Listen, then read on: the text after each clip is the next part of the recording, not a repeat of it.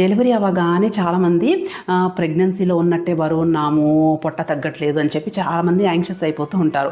యాక్చువల్గా మనకి 9 monthsలో పెరిగిన బరువు డెలివరీ అవ్వగానే ఒకటేసారి తగ్గాలంటే తగ్గలేం కదా.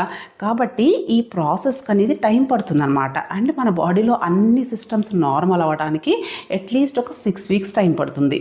సో 6 weeks వరకు మీ బాడీకి టైం ఇవ్వండి. దాని తర్వాత కొంచెం బ్యాలెన్స్డ్ డైట్ తీసుకొని ఫ్రెష్ ఫ్రూట్స్, వెజిటబుల్స్ ఎక్కువగా తీసుకుంటూ వాటర్ ఎక్కువగా తీసుకుంటా ఉంటే చాలా వరకు మీ వెయిట్ అనేది పెరగకుండా ఉంటుంది అండ్ తగ్గే ఛాన్స్ ఉంటుంది. ఇంకొకటి ఏంటంటే అన్హెల్దీ ఫుడ్స్ అవాయిడ్ చేయండి. అవసరమైన దానికంటే ఎక్కువ రెస్ట్ అనేది అవాయిడ్ చేయండి.